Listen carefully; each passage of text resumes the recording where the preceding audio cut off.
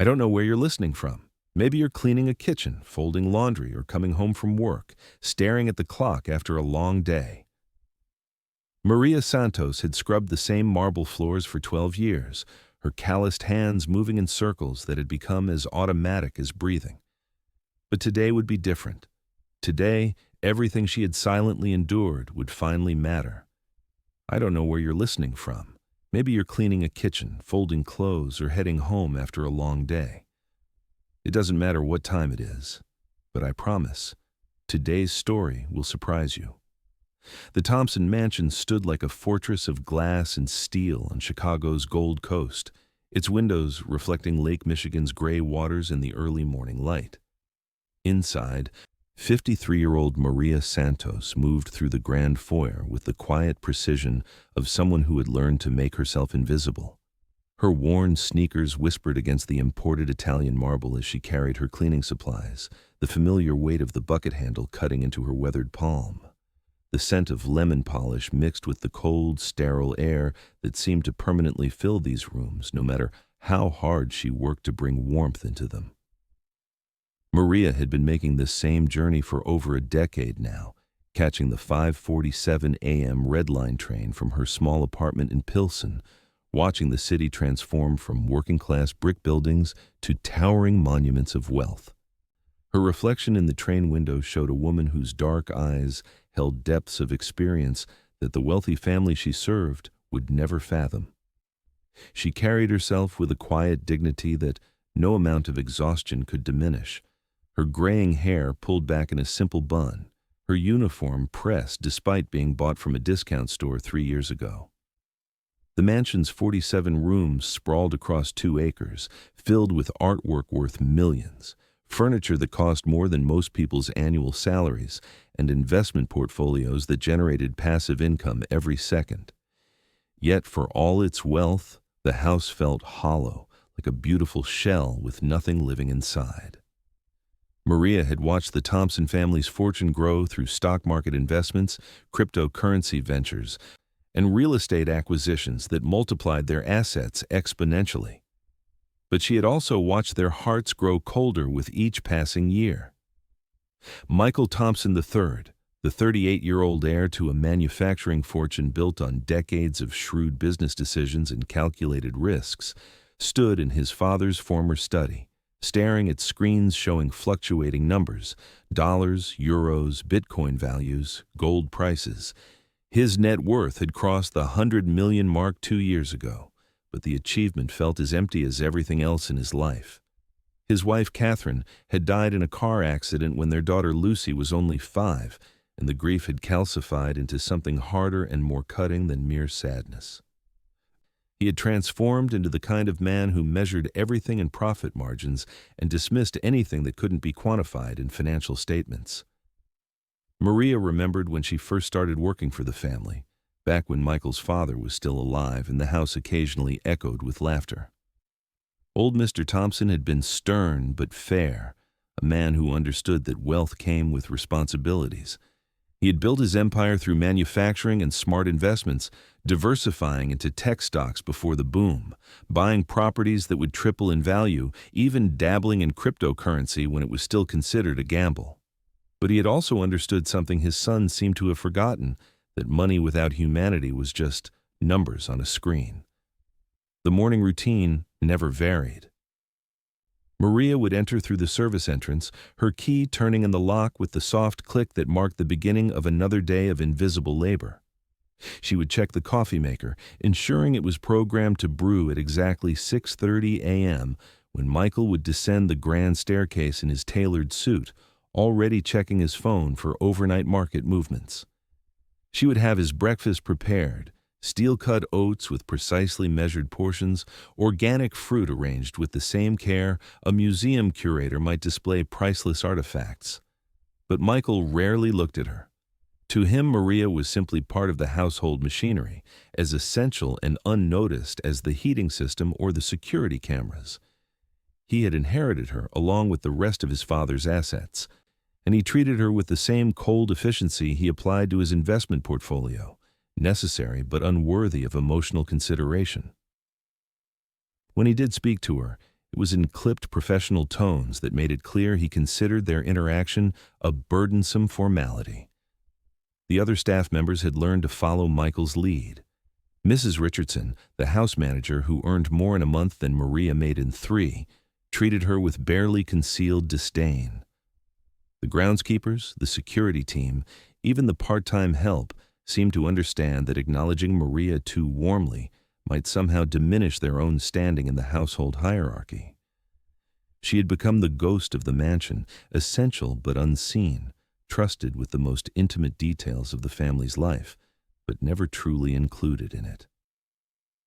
Each day, Maria cleaned rooms that could house entire families, polishing surfaces that cost more than her annual income, maintaining a level of perfection that most people would never experience in their own homes. The master bedroom alone contained artwork worth several $100,000, while the wine cellar held bottles that appreciated in value faster than most people's retirement accounts.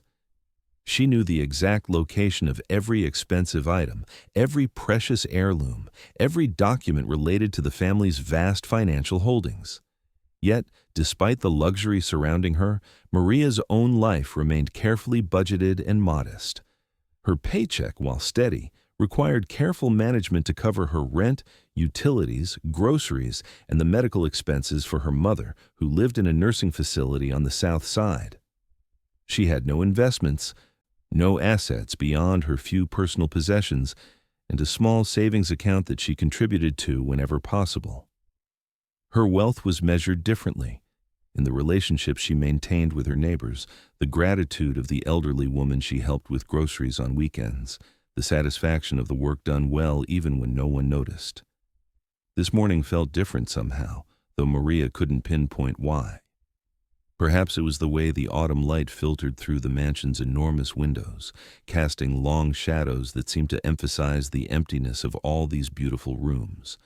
Or maybe it was the fact that today marked exactly 12 years since she had first walked through these doors, a younger woman carrying hope that honest work and quiet dedication might eventually earn her the respect she deserved.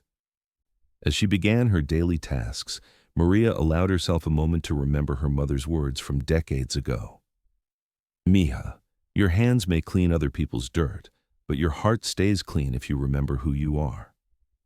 Those words had sustained her through countless days of being ignored, dismissed, and treated as if her presence was an inconvenience rather than a necessity.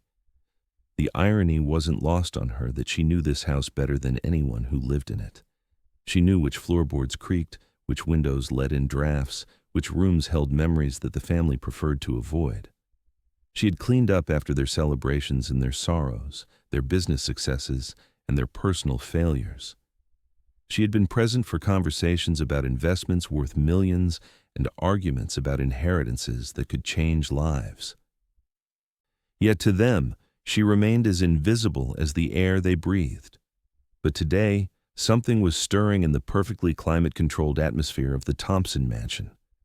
Change was coming, though none of them could see it yet.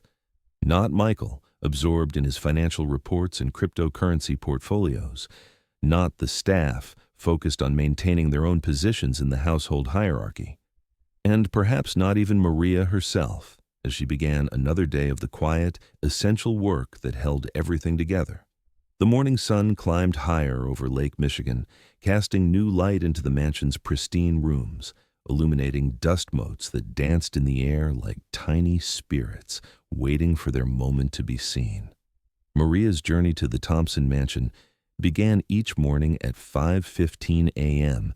in her small apartment on 18th Street in Pilsen, a neighborhood where the aroma of fresh tortillas mixed with the sound of early commuters heading to work across the city. Her one-bedroom home, with its faded linoleum floors and second-hand furniture, couldn't have been more different from the palace she was about to enter. The rent, $800 a month, represented nearly half of her take-home pay. But it was hers, a space where she could be herself, where family photos covered the refrigerator and the television played Spanish-language novellas in the evening. The commute required 2 train transfers and 47 minutes of travel time, a daily journey across not just miles, but entire worlds. Maria would walk 3 blocks to the Pink Line station, her breath visible in the cool Chicago morning air, passing the corner market where Mr. Gonzalez always waved from behind bulletproof glass, the laundromat where Mrs. Chen folded clothes while her grandchildren played between the machines, and the small church where she sometimes stopped on Sunday mornings when work permitted. On the train, she sat among other early morning workers, hospital cleaners, security guards, hotel housekeepers, people whose labor enabled others to live comfortable lives, but who remained largely invisible to those they served. Maria often recognized the faces from her daily commute, though conversations were rare. Everyone was tired, lost in their own thoughts about the day ahead or the day they'd left behind. The transformation began as the train moved north and east. Pilsen's colorful murals and modest frame houses gave way to downtown's gleaming skyscrapers, then to the manicured lawns and imposing mansions of the Gold Coast. By the time Maria walked the final 6 blocks from the nearest station, she was in a world where the median home price exceeded $2 million, where luxury cars lined driveways like jewelry in a display case, where the annual property taxes alone could equal her entire yearly income. The Thompson estate occupied a full city block, its grounds designed by the same landscape architect who had worked on several of Chicago's premier hotels. Security cameras tracked every approach, and a wrought iron fence topped with decorative spikes made it clear that this was private property.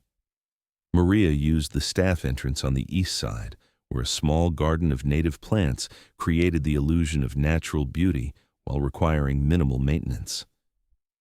Even the servants' areas of this house were more luxurious than most people's homes. Her first encounter with Michael Thompson III had occurred 12 years earlier, just 3 days after his father's funeral. The elder Thompson had been a demanding but fair employer who understood that treating staff with basic respect was both morally right and practically beneficial. Maria had expected his son to continue this tradition, but she quickly learned that grief and privilege had combined to create something much colder. Their first conversation had lasted less than 2 minutes.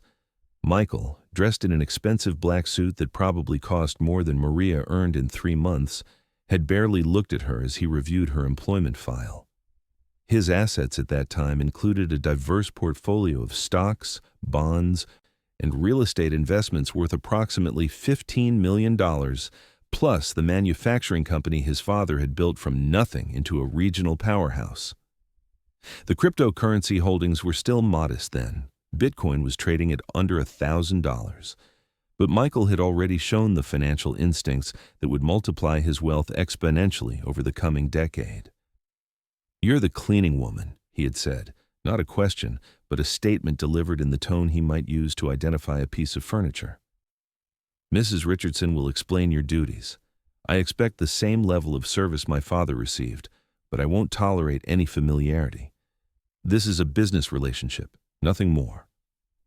Maria had nodded silently, recognizing immediately that this man's pain had transformed into something sharp and cutting.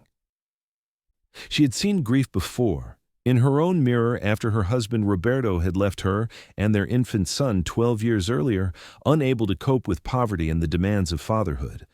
But where her grief had eventually softened into wisdom and compassion, Michael's had hardened into armor that kept everyone at a distance. The mansion itself seemed to reflect its owner's emotional state. Despite its 47 rooms filled with priceless artwork and furniture, despite its perfectly maintained grounds and imported marble floors, the house felt cold and lifeless. The central heating system maintained a constant 72 degrees, but no amount of money could warm the atmosphere between these walls.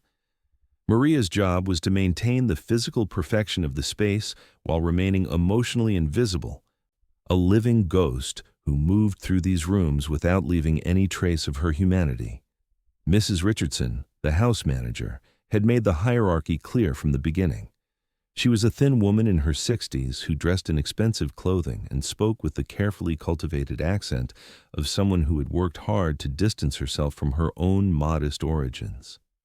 She earned nearly $60,000 annually, nearly twice Maria's salary, and she guarded her position with fierce determination. Mr. Thompson values discretion above all else, Mrs. Richardson had explained during Maria's first week. You will clean thoroughly, work efficiently, and maintain absolute silence about anything you see or hear in this house. The family's business dealings, their personal conversations, their private affairs, none of it concerns you. You are here to clean, not to engage. The other staff members had taken their cues from this introduction. James, the head of security, earned $48,000 a year monitoring the cameras and coordinating with the private security firm that provided additional protection for the family's assets. He treated Maria with professional indifference.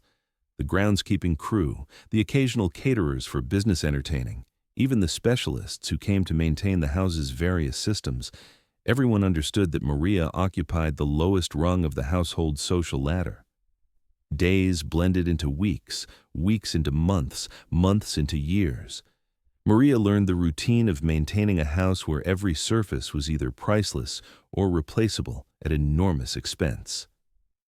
The kitchen appliances were commercial-grade equipment worth more than most people's cars. The bathroom fixtures were Italian imports that cost thousands of dollars each. The home entertainment system included components that audiophiles would mortgage their houses to own. She memorized Michael's schedule, up at 6:30 a.m. to check overnight market movements in Asia and Europe, breakfast at 7:00, departure for his downtown office by 8:15. His business grew steadily more profitable, with investments in emerging technologies and strategic acquisitions that increased his net worth by several $1 million each year. The cryptocurrency portfolio alone, started almost as an experiment, had grown to be worth more than $8 million by 2021. Yet none of this financial success seemed to bring him any pleasure. Lucy Thompson, Michael's daughter, was 7 years old when Maria started working for the family, and watching the child grow up became one of the few bright spots in an otherwise emotionally barren environment. Lucy was a quiet, thoughtful girl who seemed to have inherited her father's intelligence but not his coldness. She would sometimes watch Maria work, asking innocent questions that her father never thought to pose. Why do you clean the same things every day? Do you have children? What's your favorite color? These brief interactions were precious to Maria, reminders that human connection was still possible within these walls. But even with Lucy, Maria had to be careful. Mrs. Richardson had made it clear that familiarity with the family was not permitted. Maria could respond politely to direct questions, but she was not to initiate conversations or develop anything resembling a friendship. The isolation was perhaps the most difficult aspect of the job. Maria spent 8 to 10 hours each day in this house, surrounded by evidence of wealth beyond most people's imagination, yet feeling completely alone. She ate lunch by herself in the servants' area, a small room adjacent to the kitchen that contained a simple table, 2 chairs, and a window that looked out onto the alley where delivery trucks came and went.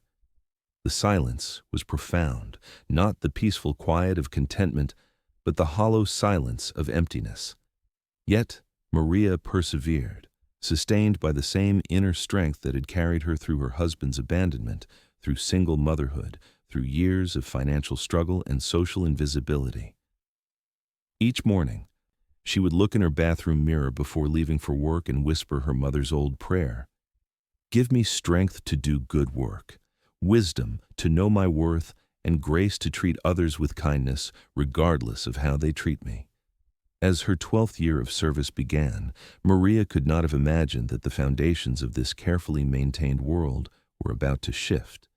The fortune that Michael had built so carefully, the emotional walls he had constructed so deliberately, the household hierarchy that had seemed so permanent, all of it was about to face a test that would reveal who people truly were beneath the roles they played. The first crack in the facade would come, as such things often do, not from any grand dramatic gesture, but from a small act of human kindness that would ripple outward like stones dropped in still water. The change began on a Tuesday morning in October, when the first frost of the season had left the mansion's windows etched with delicate ice crystals that caught the early sunlight like scattered diamonds. Maria arrived at her usual time, but something in the atmosphere felt different. A tension that seemed to thicken the air in the grand foyer as she began her morning routine. She had learned to read the emotional weather of this house as carefully as meteorologists tracked storms moving across Lake Michigan. Mrs. Richardson was waiting in the kitchen, her thin face pinched with the expression she wore when she needed to deliver unwelcome news. "Maria," she said without preamble, "we're expecting additional guests for Mr. Thompson's quarterly investment review meeting. 15 people, including representatives from Goldman Sachs and 2 cryptocurrency firms. Everything must be absolutely perfect." These quarterly meetings were elaborate affairs where Michael would host other wealthy investors, financial advisors, and business partners to review portfolio performance and discuss new opportunities. The conversations typically involved millions of dollars in assets, with casual references to stock options worth more than most people would earn in a lifetime. Bitcoin holdings, real estate investments, venture capital opportunities. The numbers discussed at these gatherings represented wealth that could transform entire communities, yet the focus was always on accumulating more. The main conference room, the library, and both guest bathrooms must be immaculate, Mrs. Richardson continued. Polish every surface, replace all the flowers, ensure the coffee service is spotless. These people are accustomed to perfection, and any failing will reflect poorly on Mr. Thompson's attention to detail. Maria nodded silently, already mentally calculating the additional work required. The conference room alone contained a hand-carved mahogany table worth $45,000, surrounded by leather chairs that cost more individually than most families spent on furniture for their entire homes. The crystal chandelier above the table required careful cleaning of each of its 300 individual pieces, a process that would take nearly an hour even with her practiced efficiency. As she worked, Maria could hear the preparations being made throughout the house. Caterers arrived with expensive wines and artisanal foods. The house security system was tested and retested. Fresh flowers were delivered and arranged by a professional florist who charged more for a single centerpiece than Maria earned in a week. The level of effort and expense involved in these gatherings was staggering, yet it represented only a small fraction of the wealth that would casually change hands during the discussions. The guests began arriving at 10 a.m., a parade of luxury vehicles depositing men and women whose clothing and accessories represented small fortunes in themselves. Maria watched from the second-floor window as chauffeurs waited beside cars worth more than most people's homes. Tesla Model S vehicles, BMW 7 Series sedans, even a Bentley Continental that probably cost close to $300,000. These were people for whom money was not a means to an end, but an end in itself, a scoring system for a game where the only rule was accumulating more. During the meeting, Maria moved through the house like a shadow, refilling coffee services, emptying waste baskets, ensuring that every detail remained perfect. She couldn't help but overhear fragments of the conversations, discussions of cryptocurrency portfolios that had gained 30% in value over 6 months, real estate acquisitions that would generate passive income for generations, stock options and derivative investments that created wealth from mathematical abstractions rather than actual productivity. One conversation particularly struck her as she was replacing towels in the guest bathroom. Through the slightly open door, she heard Michael discussing his latest investment strategy with a woman whose Hermes handbag cost more than Maria's rent for 6 months. The key, Michael was saying, is understanding that money makes money more efficiently than work makes money. My cryptocurrency holdings alone have generated more wealth in the past 2 years than my father's manufacturing company produced in its first decade. Labor is a liability to be minimized. Capital is an asset to be maximized. The casual dismissal of work, of the human effort that actually created value in the world, struck Maria like a physical blow. She thought of her neighbors in Pilsen, people who worked construction jobs and factory shifts, who cleaned office buildings and served food in restaurants, whose labor literally built and maintained the infrastructure that allowed people like Michael to accumulate wealth through financial manipulation. The irony was sharp. Without people like Maria, people like Michael couldn't exist. Yet they had convinced themselves that their work was the only work that mattered. But the real shock came during the afternoon session when Maria was cleaning the conference room and overheard Michael discussing what he called human resource optimization. The key to maintaining high profit margins, he was explaining to the group, is minimizing non-essential expenses, staff costs, for example. My household expenses could easily be cut by 40% through strategic reductions in personnel. The emotional attachment to long-term employees is inefficient. Loyalty is a luxury that successful investors can't afford. Maria's hands stilled on the mahogany table she was polishing. After 12 years of faithful service, of maintaining his home with meticulous care, of protecting his family's privacy and managing countless personal details, she was nothing more than a line item in a budget, an inefficiency to be eliminated when profit margins required it. The meeting concluded around 4 p.m., with handshakes and business cards exchanged, new investment opportunities identified, and what Michael proudly announced as the most successful quarterly review yet. His personal net worth had increased by nearly $12 million over the past 3 months, largely through cryptocurrency gains and a strategic exit from a tech startup that had been acquired by a larger firm. As the last guests departed, Maria continued her cleaning routine, but something fundamental had shifted inside her. For 12 years, she had maintained the illusion that her work mattered to these people, that her dedication and care were valued even if they weren't explicitly acknowledged. Now she understood the truth. She was as replaceable as any other household appliance, valued only for her function and expendable when that function could be performed more cheaply. That evening, as she rode the train back to Pilsen, Maria stared at her reflection in the dark window and saw something different than she had that morning. The quiet dignity was still there, as was the inner strength that had sustained her through countless challenges.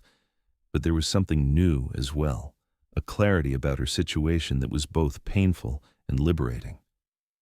Her phone buzzed with a text message from her son David, now 24 and working as an EMT on the South Side. "Mama, can you pick up extra shifts this week? Emergency room bills are higher than we expected." Her grandson had been born premature 3 months earlier, and despite insurance, the medical expenses had created a financial crisis that threatened to destroy the modest stability Maria had worked so hard to build. The contrast was devastating. She spent her days maintaining a house where individual pieces of artwork were worth more than her grandson's medical bills, where the wine served at business meetings cost more than her family spent on groceries in a month, where money accumulated through investment portfolios while actual human beings struggled with genuine crises. Yet, even through her disillusionment, Maria's fundamental character remained unchanged. The next morning, she would return to work with the same dedication she had always shown. Her mother's teachings ran too deep, her personal integrity too strong to allow her to compromise her standards simply because others had revealed their true nature.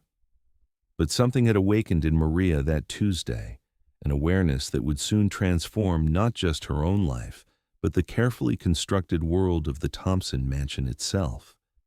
The shift came in the smallest of moments, as profound changes often do.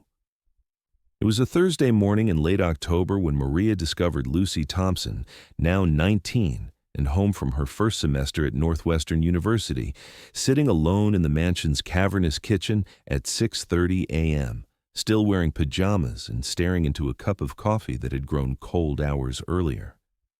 The young woman's eyes were red-rimmed with exhaustion, her usually perfect appearance disheveled in a way that spoke of deeper troubles than a difficult exam or social disappointment. Maria hesitated at the kitchen doorway, remembering Mrs. Richardson's strict rules about maintaining appropriate distance from family members. But something in Lucy's posture, the way her shoulders curved inward as if protecting herself from an invisible weight, reminded Maria of her own son during those difficult early years when Roberto's abandonment had left them both struggling to understand why love wasn't enough to keep families together. "Good morning, Miss Lucy," Maria said quietly, beginning her routine preparation of the coffee service for Michael's 7 a.m. breakfast. "You're up early today." Lucy looked up with the startled expression of someone pulled back from deep contemplation. "Oh, Maria, I didn't hear you come in." She attempted a smile that didn't reach her eyes. "I couldn't sleep.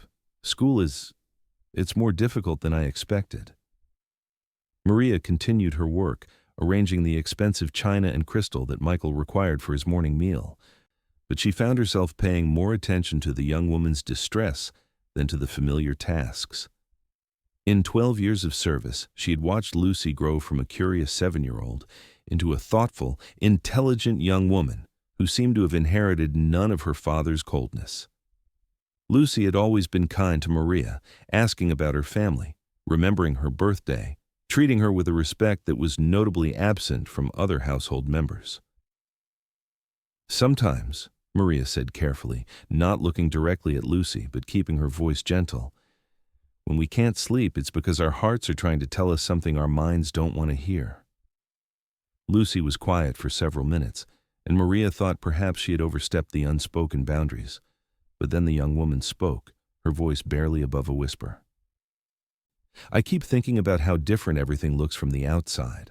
All my life, I thought we were just normal. Wealthy, yes, but normal.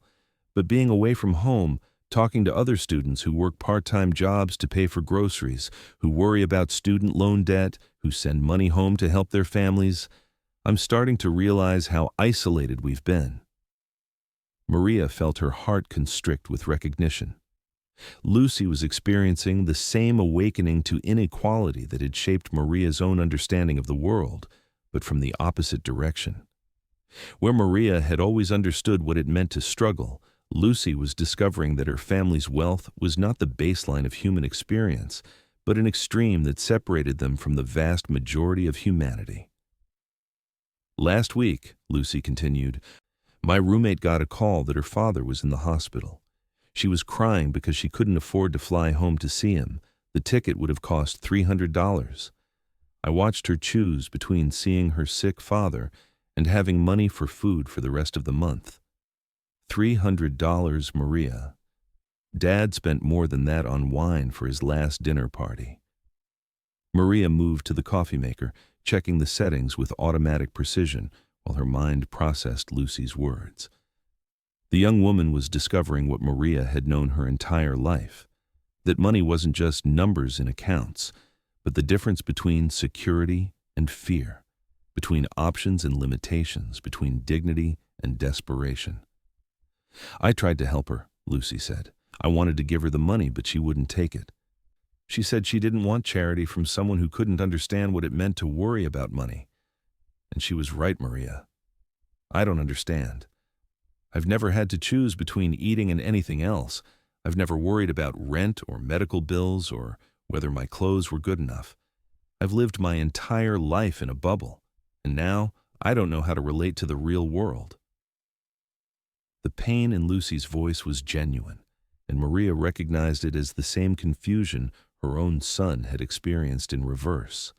Growing up poor in a rich society, trying to understand why some children had everything while others had so little. Class differences created barriers that were invisible to those on either extreme, walls built not just from money, but from experience, understanding, and shared reference points. "Miss Lucy," Maria said softly, "understanding requires more than just knowing facts. It requires walking in someone else's shoes. But the fact that you want to understand, that you care about your roommate's struggle, that tells me you have something more valuable than money." "What's that?" Lucy asked, looking directly at Maria for the first time in the conversation. "Compassion," Maria replied. "The ability to see beyond your own experience and care about others' pain. That can't be bought or inherited.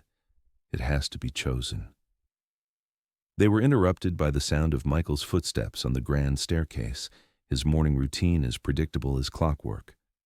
Lucy quickly retreated to her room, but not before squeezing Maria's hand briefly, a gesture of gratitude that seemed to acknowledge something deeper than the simple conversation they had shared.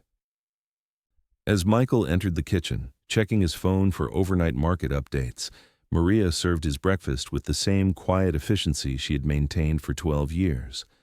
But something had shifted in the atmosphere of the house. Lucy's questions had opened a door that had been sealed shut for too long, and through that opening, different possibilities were beginning to emerge. Over the following days, Lucy sought out Maria's company whenever Michael was at his downtown office. These conversations became the brightest part of Maria's work week, moments when she could share not just her labor, but her insights, her perspective, her humanity. Lucy was hungry for understanding, asking questions about Maria's life, her family, her experiences growing up in a working-class neighborhood. "How did you manage?" Lucy asked one afternoon as Maria was organizing the library, "raising a child alone while working full-time?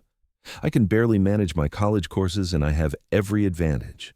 Maria paused in her dusting of a first-edition book collection worth more than most people's houses. "You learn that strength isn't about having enough resources," she said.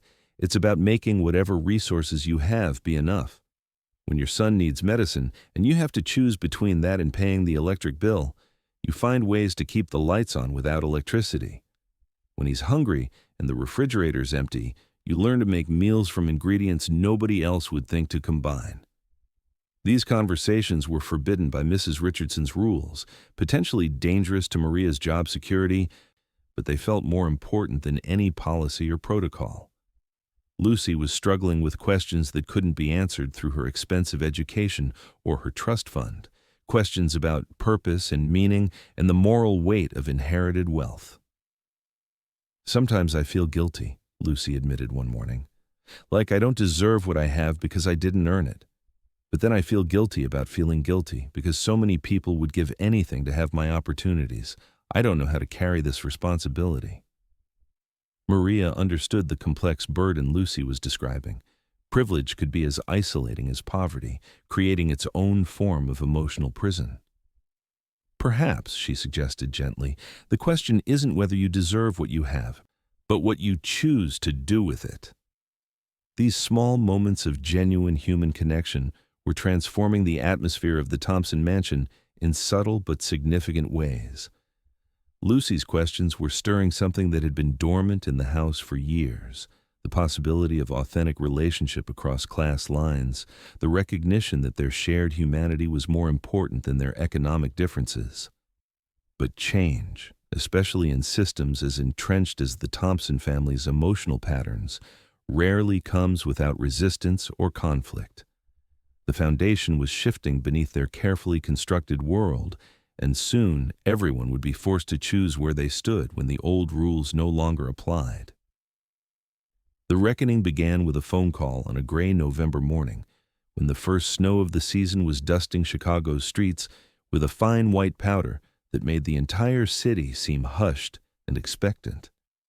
Maria was polishing the silver tea service in the dining room when she heard Michael's voice rising from his study, sharp with an anger she had rarely witnessed in 12 years of working in his home. "What do you mean, irregularities in the portfolio?" he was saying, his usual controlled tone replaced by something raw and more dangerous. "I don't pay you $20,000 a month in management fees to deliver vague concerns. I need specific information, and I need it now." Through the years, Maria had learned to navigate around Michael's business calls like furniture in a familiar room, but this conversation was different. His voice carried a tension that seemed to electrify the air throughout the mansion, making even routine tasks feel charged with potential significance.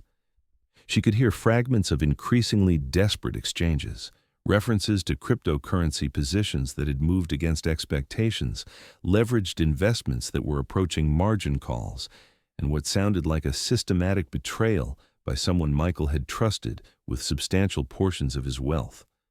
$47 million, she heard him say, his voice dropping to a whisper that somehow felt more frightening than his earlier shouting. Gone. 17 years of careful investment, and it's simply gone. Maria's hands stilled on the silver teapot she was polishing. $47 million represented wealth beyond her comprehension, more money than everyone she knew would earn in their combined lifetimes. But the human pain in Michael's voice was something she recognized immediately. Loss was loss, whether it was a job, a marriage, a home, or a fortune. The scale might be different, but the devastation of watching your security disappear was a feeling she understood intimately. Over the next several hours, the scope of the financial disaster became apparent through overheard phone calls and the parade of somber-faced advisors who arrived at the mansion like doctors attending a patient in intensive care. Marcus Goldberg, Michael's primary investment advisor for over a decade, had apparently been operating a sophisticated Ponzi scheme that had finally collapsed under its own weight. The cryptocurrency investments, leveraged real estate positions, and complex derivative instruments that had generated such impressive returns were revealed to be largely fictional, elaborate constructions of fraudulent documentation and manipulated statements. Michael's net worth, which had approached $130 million just a month earlier, had been reduced to approximately $8 million in liquid assets and the mansion itself, which carried a mortgage of nearly $4 million. By the standards of most people, he remained extraordinarily wealthy, but in the context of his lifestyle, his business obligations, and his social position, he was facing financial ruin.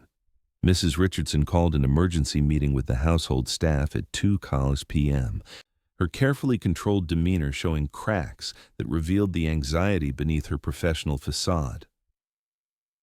Due to recent changes in Mr. Thompson's financial situation, she announced to the assembled group, significant adjustments to household operations will be necessary. Staff reductions will begin immediately.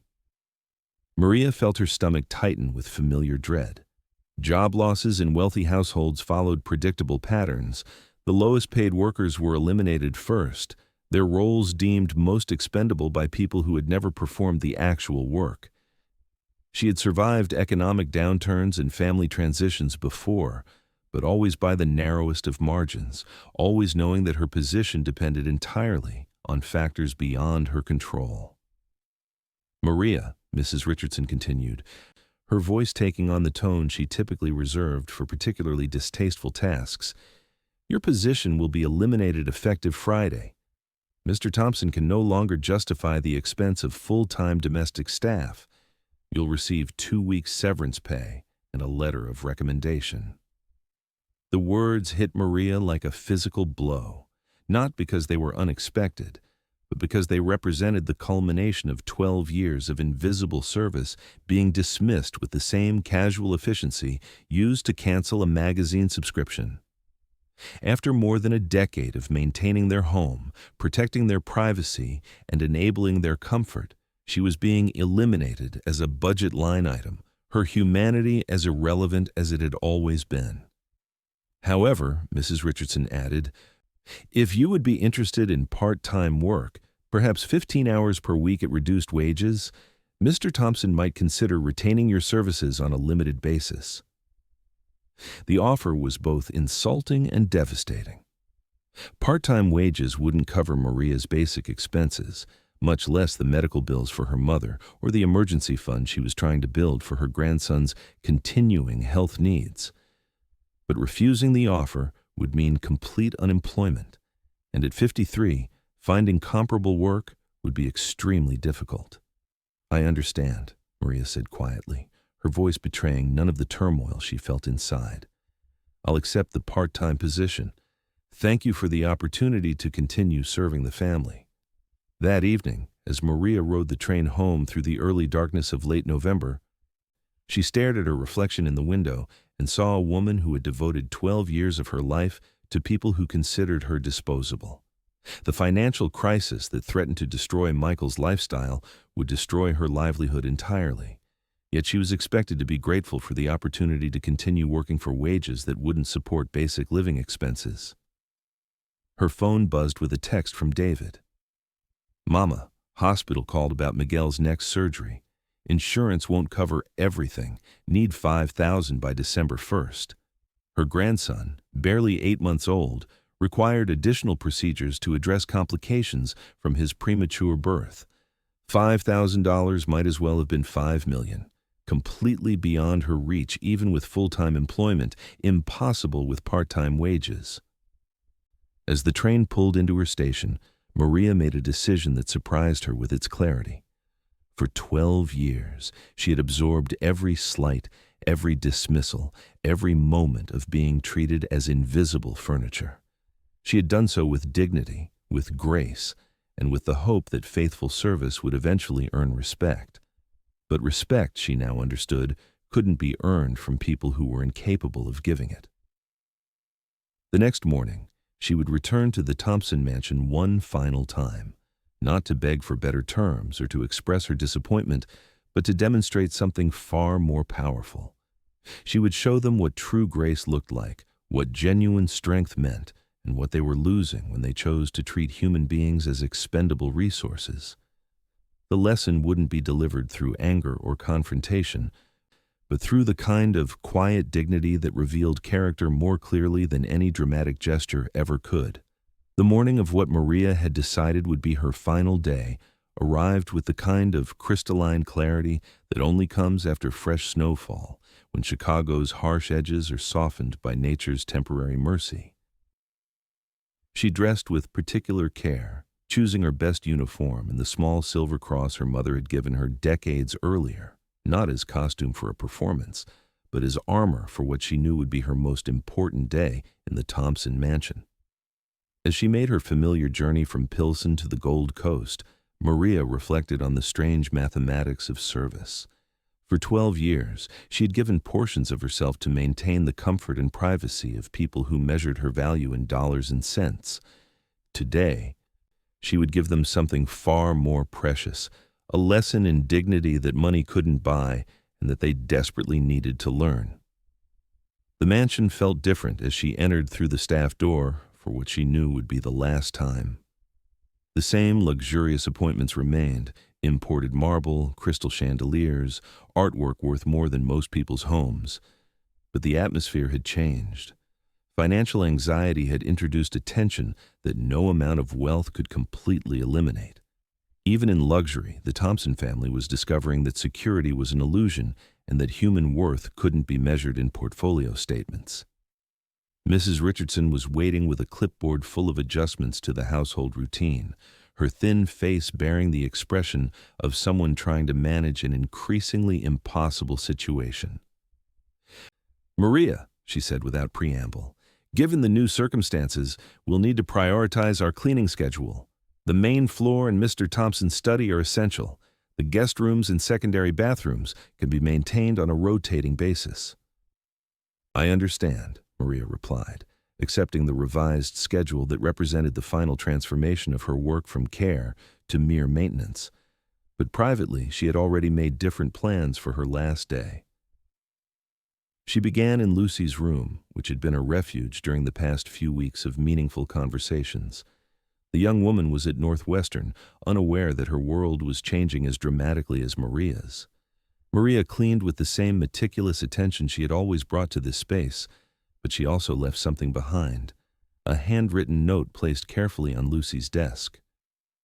"Dear Miss Lucy," she had written in her careful script, "thank you for seeing me as a person, not just a service. That gift of recognition meant more to me than you could know. Remember that understanding grows through conversation, and that the most important education happens when we listen to people whose experiences are different from our own. I hope your compassion changes the world. With deep respect and affection, Maria."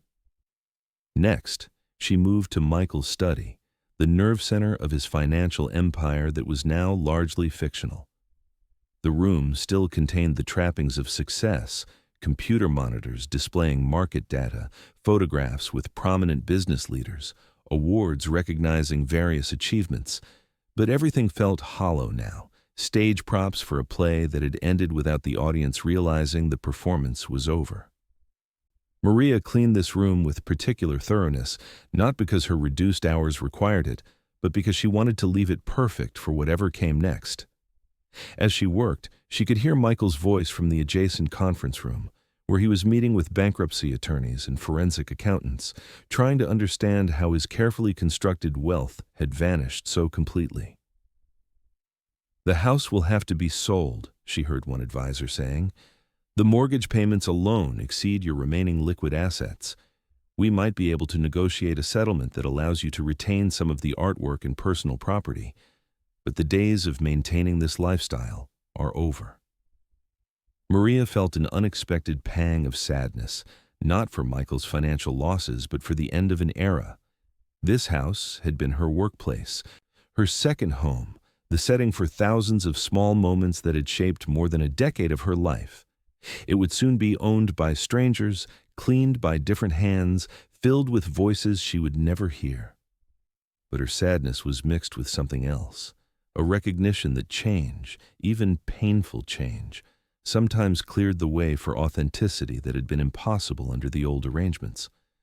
Michael's financial crisis might strip away his wealth, but it might also strip away the emotional barriers that had kept him isolated from genuine human connection. Her final task was cleaning the kitchen, the heart of the house where she had spent countless hours preparing meals and maintaining the subtle infrastructure that had enabled the family's comfort. As she worked, Lucy unexpectedly returned from university, her arms full of laundry and her face showing the stress of final exams. "Maria!" Lucy exclaimed, genuinely pleased to see her. "I didn't know you'd be here today. How are you handling all the craziness with Dad's business problems?" Maria paused in her cleaning, realizing that this was the moment she had been unconsciously preparing for, the conversation that would define how her years of service concluded. "Miss Lucy," she said gently, "today is my last day working for your family." The shock on Lucy's face was immediate and complete. "What? Why? Did Dad fire you because of the money problems? That's horrible, Maria. After everything you've done for us." "It's not horrible," Maria replied, surprising herself with the peace in her voice. "It's just business. Your father needs to reduce expenses, and my position was eliminated. It's actually an opportunity for me to consider other possibilities." Lucy's eyes filled with tears. "But this is so wrong. You've been like family to us. You've taken care of our house, our privacy, our daily lives for over a decade. How can Dad just let you go like you don't matter?" "I have mattered," Maria said firmly. "Not to everyone, perhaps, but to the people who were capable of seeing me clearly. That includes you, Miss Lucy. Your kindness and questions have meant more to me than you know." They were interrupted by Michael himself, entering the kitchen with the distracted air of a man juggling multiple crises. He looked tired in a way that had nothing to do with lack of sleep and everything to do with the collapse of assumptions that had defined his adult life. "Maria," he said, barely glancing in her direction, "I assume Mrs. Richardson has explained the new arrangements. Given our changed circumstances, we won't be able to maintain full staffing levels. I hope you understand that this is simply a business necessity." Lucy looked at her father with an expression of disbelief. "Dad, how can you talk about Maria like she's a business expense? She's been with us for 12 years. She's taken care of our home, our family, our lives, and you're firing her because of money?" "I'm not firing her," Michael said defensively. "I'm offering her part-time employment, which is more than most companies would do in this situation. The financial realities are what they are, Lucy. Emotional attachments are luxuries I can no longer afford." Maria watched this exchange with the clarity that comes from having nothing left to lose. She could see the pain beneath Michael's harsh words, the fear that he was trying to manage through control and distance, but she could also see that his crisis had created an opportunity for truth that might not come again. "Mr. Thompson," she said quietly, her voice carrying an authority that seemed to surprise everyone in the room, including herself, "I won't be accepting the part-time position." The kitchen fell silent. Michael looked at her directly for perhaps the first time in months, really seeing her rather than simply acknowledging her presence. "I've given 12 years of my life to your family," Maria continued, her voice steady and clear.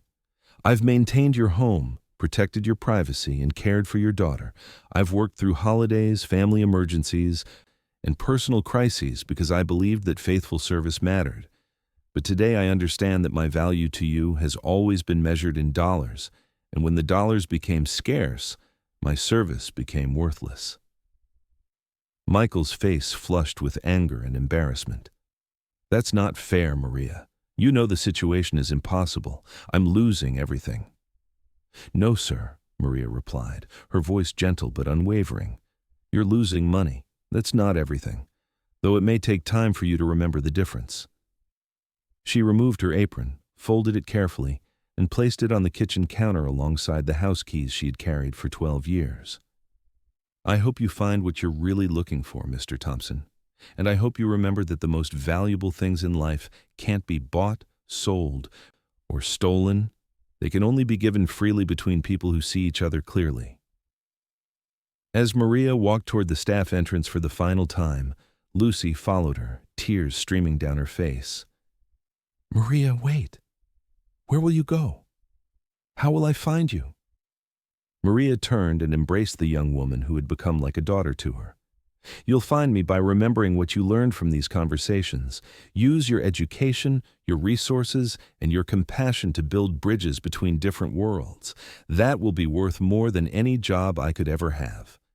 As the door closed behind her, Maria felt the weight of 12 years lifting from her shoulders. She was unemployed, facing financial uncertainty, and walking away from the only stable income she had known for over a decade. But she was also walking toward something else, a future where her worth wouldn't be determined by other people's capacity to recognize it, where her dignity wouldn't depend on their ability to offer respect.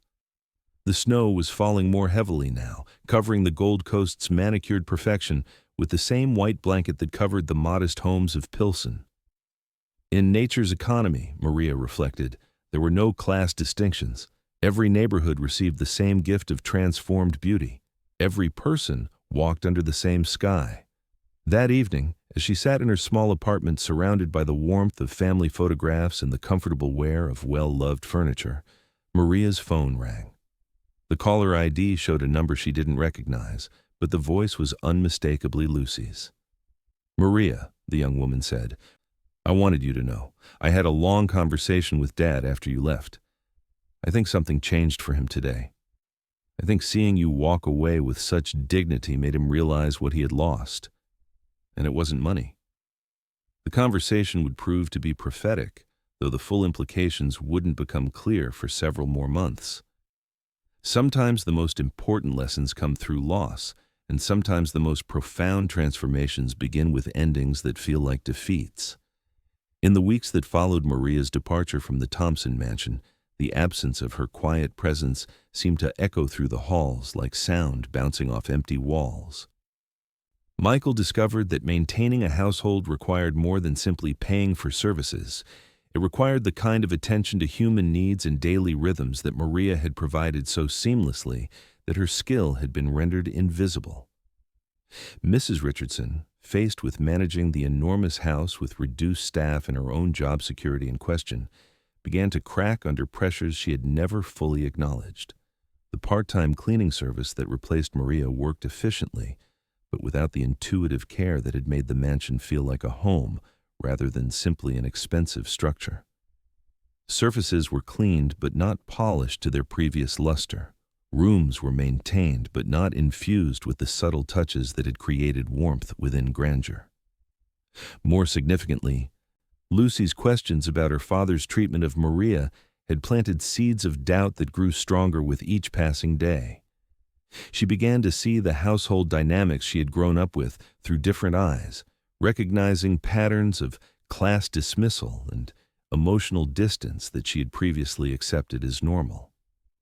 Her conversations with college friends from diverse economic backgrounds had already begun this education, but Maria's graceful exit had completed it in a way that couldn't be ignored.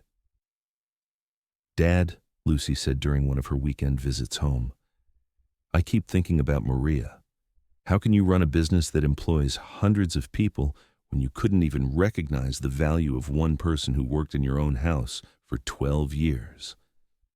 Michael's response was defensive, as it always was when his decisions were questioned. Lucy, you don't understand the financial pressures I'm facing. Every expense has to be justified in terms of essential versus optional. Sentiment is a luxury I literally cannot afford. But Maria wasn't sentiment, Lucy pressed. She was the person who made our lives function smoothly. She knew your schedule better than your assistants, took care of our home better than any service, and treated our family with more loyalty than some of your business partners. How is that optional? These conversations planted their own seeds of doubt in Michael's mind, especially as he struggled to manage daily routines that Maria had handled effortlessly. He found himself disappointed by the temporary cleaning services, frustrated by staff who did their jobs competently, but without the personal investment that had characterized Maria's work. Slowly, grudgingly, he began to understand that efficient service and caring service were not the same thing. The revelation came in February, 4 months after Maria's departure, through a phone call that would fundamentally alter Michael's understanding of his own history. The caller was Thomas Morrison, senior partner at the law firm that had handled his father's estate planning for over 30 years. "Michael," Morrison said, his voice carrying the weight of information that had been carefully protected, but could no longer remain hidden. "I'm calling about a matter that your father asked me to keep confidential until specific circumstances arose. Given your current financial situation, those circumstances have now been met." "What kind of matter?" Michael asked, his attention sharpening with the instinct of someone who had learned to be suspicious of all unexpected developments. "Your father established a secondary trust before his death," Morrison explained. "A substantial portion of his assets, approximately $15 million in various investments, was set aside with very specific instructions about its eventual distribution. The trust was designed to become active only if your net worth fell below a certain threshold." Michael felt his heart rate accelerate. $15 million would not restore his previous level of wealth, but it would provide genuine security, the ability to maintain a comfortable lifestyle, and perhaps even rebuild toward his former success. "Why wasn't I told about this trust?" he asked. "Because your father included conditions that he wanted you to meet organically, without the knowledge that meeting them would result in financial benefit," Morrison replied. "The trust becomes available to you only after you have made specific amends to Maria Santos for what your father anticipated might be unfair treatment during financial difficulties." The silence that followed this revelation seemed to stretch for minutes rather than seconds. Michael felt the world reorganizing itself around this information, past decisions taking on new meanings, future possibilities shifting into different configurations. "Maria Santos," he repeated slowly, "our former housekeeper. Your father believed that how you treated the people who served your family during times of crisis would reveal your true character," Morrison explained. "He was particularly concerned about Maria, whom he considered the most valuable member of your household staff. The trust specifies that you must personally apologize to her, offer her full-time reemployment at increased wages, and demonstrate sustainable respect for her contributions over a period of 6 months. Only then will the funds become available." Michael felt a complex mixture of emotions: relief at the prospect of financial security, anger at his father's manipulation from beyond the grave, and something approaching shame as he began to understand how his treatment of Maria must have appeared to others. His father had seen patterns of behavior that Michael had not been conscious of, predictions about how grief and pride and financial pressure might corrupt his judgment. "How did he know?" Michael asked quietly. "How did my father predict that I would treat Maria unfairly?" "He didn't predict it," Morrison replied. "He hoped you wouldn't. The trust was established as insurance against the possibility that financial stress might cause you to forget lessons he had tried to teach you about the value of faithful service and human dignity. He hoped the trust would never need to be activated." That evening, Michael sat in his study, the same room where he had lost his fortune through misplaced trust in Marcus Goldberg, and tried to understand the man his father had been. The elder Thompson had built his wealth through hard work and calculated risks, but he had also understood something about moral responsibility that his son had forgotten. The trust wasn't just financial engineering, it was a final attempt at moral education, a lesson in character delivered through economic incentive. Lucy came into the study and found him staring at documents related to the trust, his face showing an expression she hadn't seen since her mother's death, vulnerability mixed with genuine confusion about how to proceed. "Dad," she said softly, "you look like you've seen a ghost." "In a way, I have," Michael replied. "Your grandfather apparently knew me better than I know myself."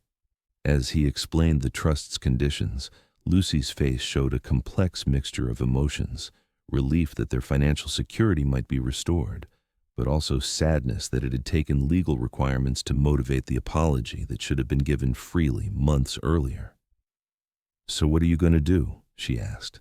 Michael was quiet for a long moment, understanding that his answer would define not just his financial future, but his character, his relationship with his daughter, and his ability to live with the man he saw in the mirror each morning.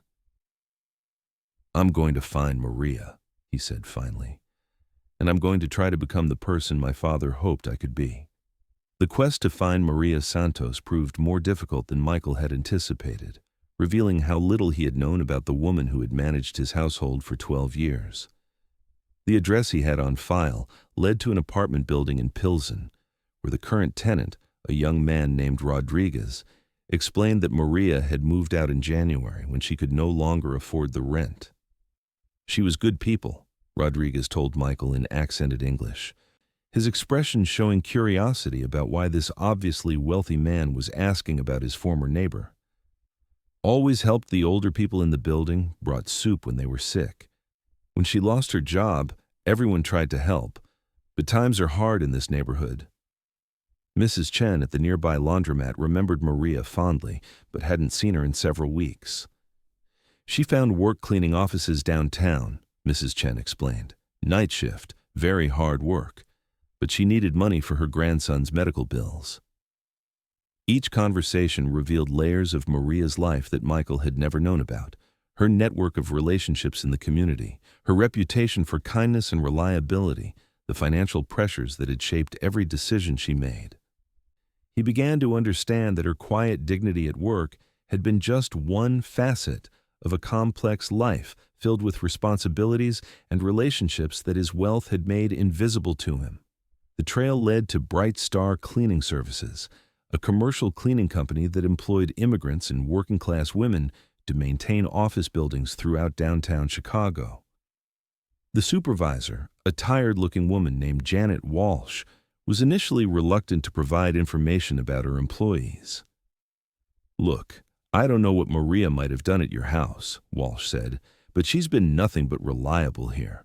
Works harder than people half her age, never complains, always covers for others when they need time off.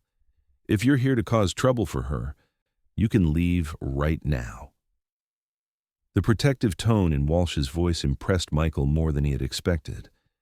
Maria had been working for this company for barely 3 months, yet she had already earned the kind of loyalty that most employers never achieved with their staff. "I'm not here to cause trouble," Michael assured her. "I'm here to apologize and to offer her a job. She worked for my family for 12 years, and I treated her unfairly when my business had problems. I want to make amends." Walsh's expression shifted from suspicion to surprised interest.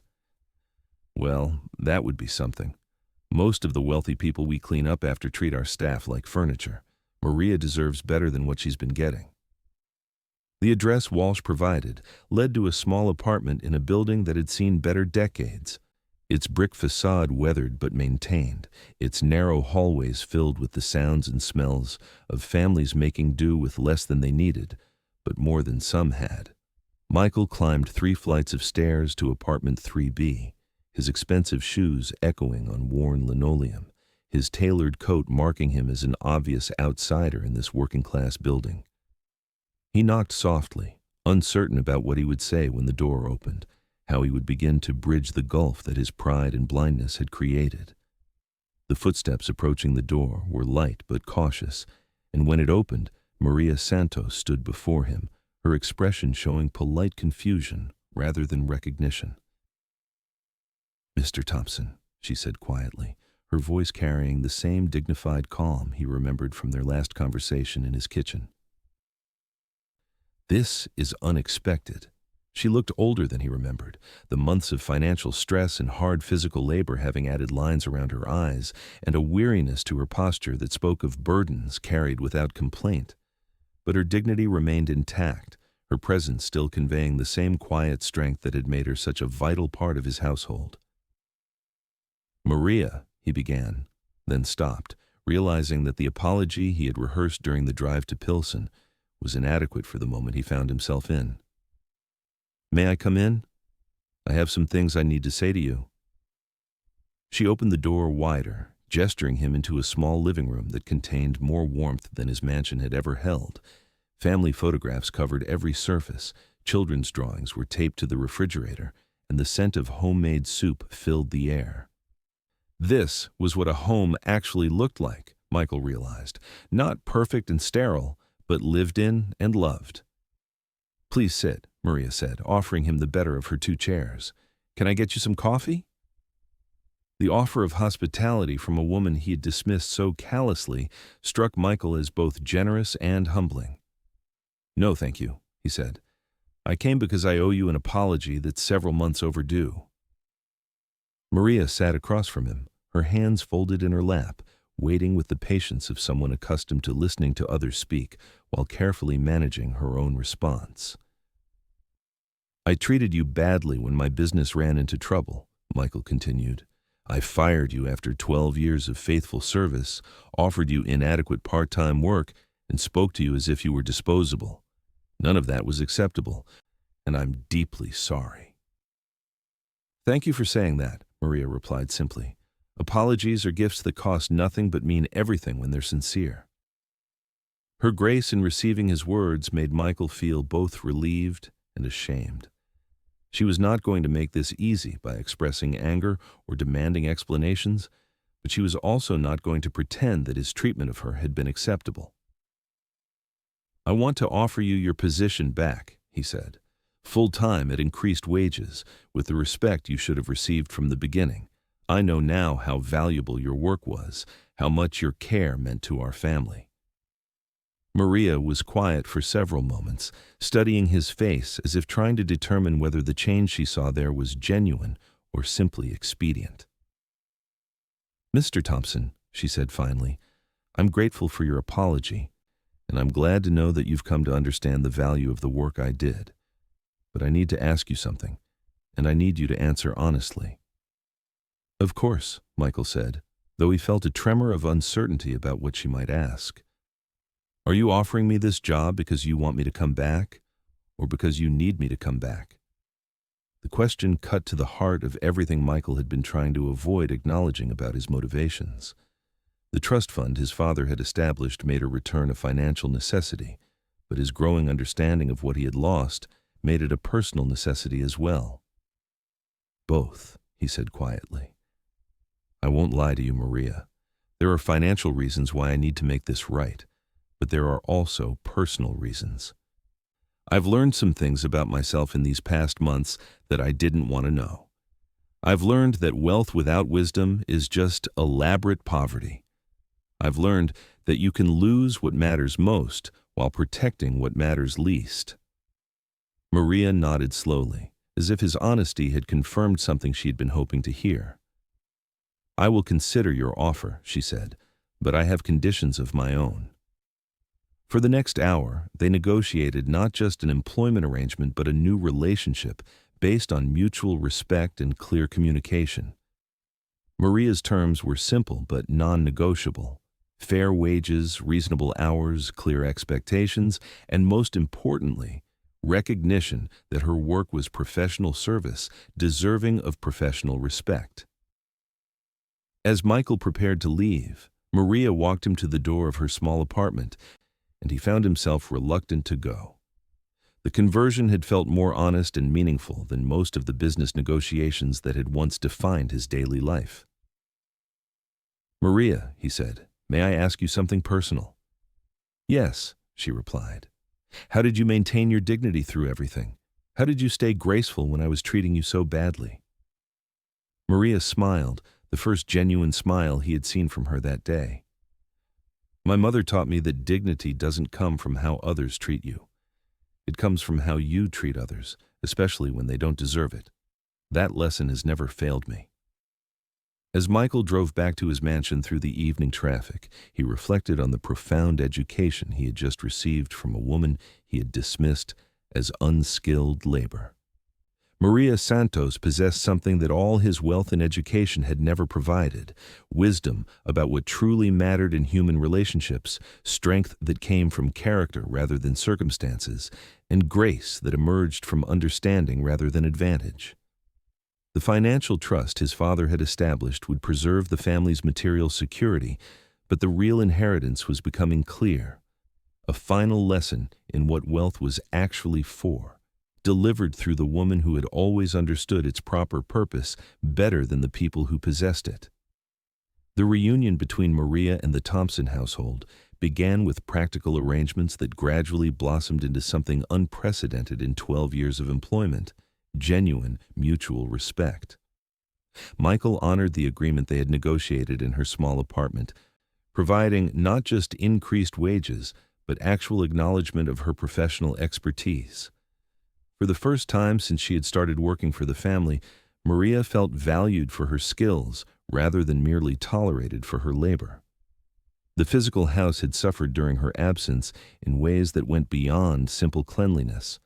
The temporary cleaning services had maintained basic standards, but they couldn't replicate the intuitive care that had made the mansion feel like a home. Rooms felt sterile rather than welcoming, surfaces clean but not polished to their former warmth, daily routines managed but not optimized for the family's deepening needs and preferences. Maria's return brought immediate improvements that went far beyond the visible results of her work. She reintroduced the small touches that had always been her signature: fresh flowers from the garden arranged with artistic consideration, meals prepared with attention to family preferences and nutritional balance, household routines coordinated to support rather than interrupt the family's activities. But more significantly, she brought back an atmosphere of care that had been missing from the house during her months away. Lucy was home for spring break when Maria returned, and the young woman's delight was immediate and unconditional. "Maria!" she exclaimed, embracing her former caretaker with the enthusiasm of someone reuniting with a beloved family member. "I've missed you so much. The house hasn't felt the same without you." "I've missed you too, Miss Lucy," Maria replied warmly. "Tell me about school. Are you finding answers to all those questions you were asking last fall?" Their conversation resumed as if no time had passed, but with a new dimension of equality that reflected Lucy's growing maturity and Maria's enhanced status within the household. Lucy shared stories about her volunteer work with a campus organization that provided tutoring for immigrant children, describing how the experiences had helped her understand perspectives she had never previously considered. "Everything you told me about seeing people clearly has become so important in that work," Lucy explained. "These children have such complicated lives, parents working multiple jobs, financial stress, language barriers, but also incredible resilience and intelligence that most people never recognize. It's taught me to look beyond surface impressions." Maria listened with deep satisfaction, recognizing that the seeds of compassion she had planted during their kitchen conversations had taken root in meaningful action. Lucy was using her privilege consciously, building bridges across economic and cultural divides rather than simply existing in isolated comfort. Michael's behavior toward Maria had transformed completely from their previous interactions. He made eye contact when speaking with her, asked for her input on household decisions, and occasionally engaged in brief conversations that acknowledged her as a person rather than simply an employee. The change was gradual but unmistakable, representing a fundamental shift in how he understood the relationship between service and humanity. One morning in late March, as Maria was preparing breakfast and organizing the day's schedule, Michael appeared in the kitchen earlier than usual, looking thoughtful rather than hurried. "Maria," he said, "I wanted to ask your opinion about something. The house feels different since you've been back. Better, obviously, but different in other ways, too. It feels more alive, I suppose. How do you do that?" The question represented the kind of curiosity about her work that Michael had never showed in 12 previous years of employment. Maria considered her response carefully, recognizing the opportunity to share professional knowledge that had always been dismissed as mere domestic labor. "A house becomes a home when someone cares for it with attention to the people who live there," she explained. "Cleaning is just the beginning. Understanding how a family lives, what they need to feel comfortable and secure, what small details make their daily routines more pleasant, that's what transforms a building into a place where people want to be." Michael nodded thoughtfully. "That's exactly what my office has been missing since the financial troubles began. Efficiency without attention to human needs. I've been managing my remaining business like a machine rather than an organization of people." These conversations became regular occurrences over the following weeks, with Michael seeking Maria's perspective on management challenges that seemed entirely different from household administration, but were revealed to be similar in their fundamental requirements for understanding human motivation and creating environments where people could thrive. "In my cleaning job downtown," Maria shared during one of these discussions, "I watched companies struggle because managers treated employees like equipment, expecting perfect performance without providing support, training, or recognition. The successful businesses were the ones where leadership understood that taking care of people was the foundation for everything else." Michael began applying these insights to his efforts at financial recovery, treating his remaining employees with more consideration, communicating more clearly about challenges and goals, and recognizing contributions that he had previously taken for granted. The results were immediate and dramatic: increased productivity, improved morale, and innovation that emerged from workers who felt valued rather than merely utilized. The transformation extended beyond individual relationships to the entire atmosphere of the household. Mrs. Richardson, initially resistant to Maria's enhanced status, gradually began to understand that respect for all staff members created better working conditions for everyone. The part-time employees who assisted with grounds maintenance and specialized cleaning projects found themselves included in planning conversations and treated as members of a team rather than interchangeable labor units. But perhaps the most significant change was in Michael's relationship with money itself. The financial crisis had forced him to reconsider the purpose of wealth, and Maria's example of grace under economic pressure had provided a model for how to maintain dignity regardless of circumstances. "I used to think that money was success," he admitted to Maria during one of their morning conversations. "Now I understand that money is just a tool. Success is what you build with that tool: relationships, security for people you care about, opportunities to contribute something meaningful to the world."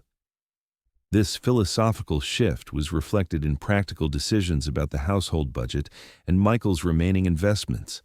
Instead of focusing solely on maximum returns, he began considering the human impact of his financial choices, supporting businesses that treated workers fairly, investing in technologies that solved genuine problems, using his remaining wealth to create value rather than simply accumulate assets.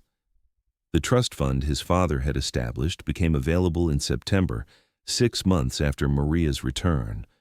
But by then, the financial security it provided felt less important than the personal growth it had made possible.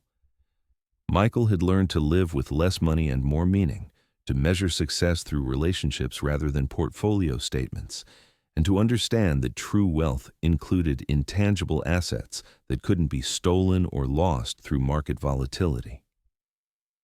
Maria's grandson Miguel, now walking and beginning to speak his first words, became a regular visitor to the mansion during Maria's work hours.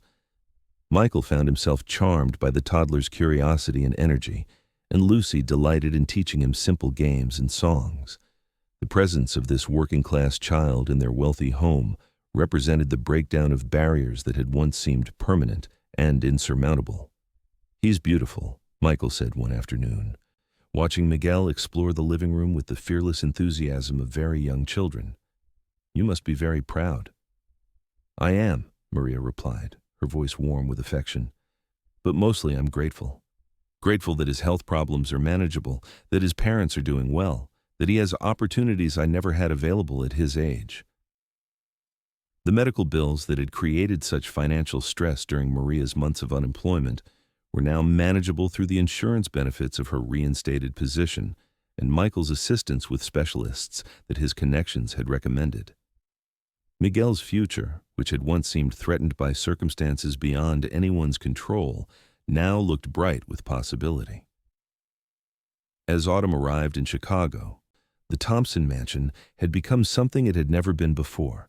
A genuine home where work was respected, relationships were valued, and different backgrounds enriched rather than divided the daily experience of everyone who lived and worked there. The transformation was incomplete and ongoing, still fragile in ways that required constant attention and intention, but it was real, representing fundamental changes in how people saw each other and what they considered important in their shared life together. On a crisp October morning, exactly 1 year after Maria had walked away from the mansion with quiet dignity and tact, she stood in the same kitchen where that conversation had taken place, but everything had changed. The room looked identical, same expensive appliances, same marble countertops, same windows overlooking the manicured grounds. But the atmosphere was completely different. Where coldness and hierarchy had once defined the space, warmth and collaboration now created an environment where honest communication had become possible. Lucy was home for a long weekend, now in her senior year at Northwestern and preparing for graduation with a double major in social work and nonprofit management. Her transformation from privileged but naive teenager to conscious advocate for social justice had been remarkable to witness, though Maria understood that the real test would come when Lucy began applying her education to the world beyond university protection. "Maria," Lucy said as they worked together preparing lunch for a small gathering Michael was hosting, "I want to thank you again for all those conversations we had before you left. They changed my entire understanding of how the world works." "You changed your own understanding," Maria replied, slicing vegetables with the precise efficiency of someone who had spent decades preparing meals for others. "I just asked questions. The curiosity and compassion were already inside you." "But you helped me see that privilege comes with responsibility," Lucy continued, "that having advantages means nothing unless you use them to help people who don't have the same opportunities. My volunteer work, my career plans, even how I think about money, all of that came from realizing that my comfort was built on other people's labor." Michael entered the kitchen just as Lucy was expressing her gratitude, and Maria saw him pause to listen to his daughter's words. The pride on his face was unmistakable, but it was tempered by something deeper, recognition that Lucy's moral development had occurred despite rather than because of his early parenting philosophy. The financial crisis had forced him to become a better father by becoming a better person, and Lucy's character reflected the positive changes in their household dynamics. "The guests should be arriving soon," Michael said, checking his watch. "Maria, are you sure you don't mind helping with this gathering? I know it's beyond your usual responsibilities." "I'm happy to help," Maria assured him, "but I do appreciate being asked rather than simply expected to take on additional work." This small exchange represented the complete reversal in their communication patterns. Michael now requested, rather than demanded, acknowledged extra effort rather than assuming it was included in Maria's undefined duties, and expressed gratitude for contributions that he had previously taken for granted. The gathering itself was unlike any social event the Thompson house had previously hosted. Instead of business associates discussing investment opportunities or social contacts displaying their wealth and status, Michael had invited people he was working with on community development projects, architects designing affordable housing, small business owners creating jobs in underserved neighborhoods, nonprofit leaders addressing educational inequality. Maria listened to their conversations as she served lunch and managed the logistics of the gathering, fascinated by how differently these people discussed money and success compared to Michael's previous social circle. Their focus was on social impact rather than personal profit, on building sustainable communities rather than accumulating individual assets, on using resources to solve problems rather than simply generating more resources. Dr. Patricia Williams, who directed an organization providing microloans to minority-owned small businesses, was explaining her philosophy of economic development to the group. True prosperity isn't about individual wealth accumulation, she was saying. It's about creating systems where everyone has opportunities to contribute their talents and earn dignity through their work. Michael nodded thoughtfully. That's exactly what I failed to understand for so many years. I thought success meant removing myself from dependence on other people's labor. Now I understand that success means creating mutually beneficial relationships where everyone's contributions are valued. As Maria cleared the dishes and prepared coffee service, she reflected on how completely Michael's worldview had evolved. The man who had once discussed human resource optimization as a strategy for maximizing profit margins now spoke passionately about creating economic opportunities for people who had been systematically excluded from traditional business networks. The afternoon conversation turned to specific projects the group was collaborating on. A mixed-income housing development that would provide affordable options without creating isolated low-income communities. A business incubator focused on supporting entrepreneurs from working-class backgrounds. An investment fund that prioritized social impact alongside financial returns. Michael, said James Patterson, an architect who specialized in sustainable affordable housing, your contribution to the development fund has been crucial, but I'm even more impressed by your personal transformation. Not many people recover from financial crisis by becoming more generous rather than more protective. Michael glanced toward the kitchen where Maria was working, his expression showing the kind of gratitude that had replaced his former arrogance. I had an excellent teacher, he said, someone who showed me that dignity comes from how you treat others, not from how much money you accumulate.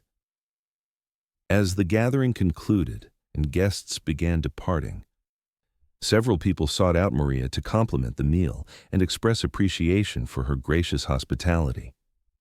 Dr. Williams, in particular, seemed interested in Maria's perspective on the community development projects they had been discussing. You obviously know this neighborhood and this family very well, Dr. Williams said. What do you think about the challenges we're trying to address? Do our ideas make sense from your experience?